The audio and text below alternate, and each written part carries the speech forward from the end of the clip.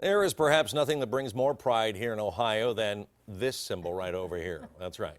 But did you know that this and many other icons are trademarks owned by Ohio State University? And that means the law limits how businesses can use them unless the university gives permission, and usually that's a fee. But lots of businesses do use them without permission. And when they're caught, Ohio State takes action. And tonight in a special report, NBC4's Dwayne Pullman takes a close-up look at how Ohio State tackles the trademarks.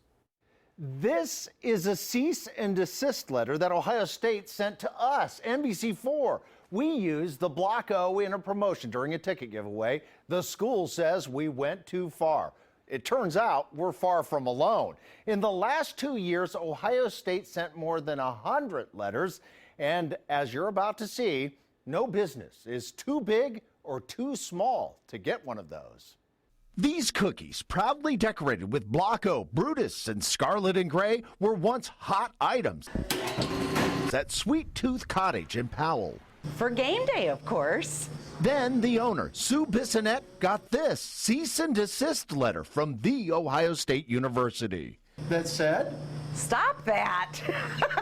In the letter, Sue was informed selling these scarlet and gray symbols of the Buckeyes was unauthorized and a violation of state and federal trademark laws. So Sue ceased and desisted. Did it scare you? It scared me. Very much so. Just a jump away is the Bounce Club, which used to be named the Buckeye Bounce Club. I loved that name, but we were forced to change our name. The owner, Tricia Yoakum, got a cease and desist letter from Ohio State, too. Shocked, 100%. Tricia is no ordinary entrepreneur or fan. She was an Ohio State cheerleader for 5 years, and the Ohio State theme was a very real part of her business. But Ohio State said the word Buckeye in the Bounce Club had to go, and so it went.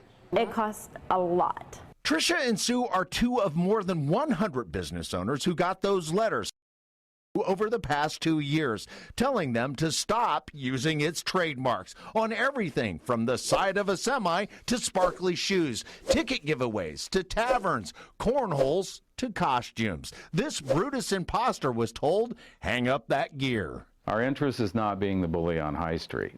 Ohio State Assistant Vice President Rick Van Brimmer's job is to protect the Buckeyes' trademarks. As a trademark owner, you have an obligation to protect your trademarks.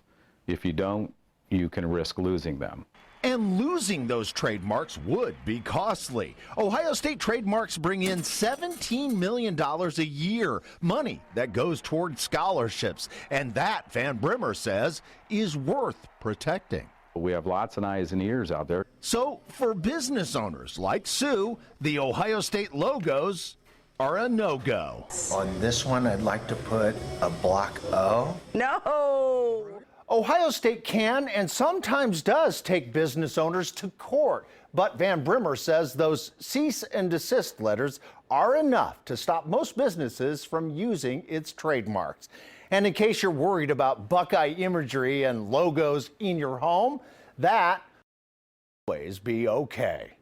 I'm Dwayne Pullman, NBC4.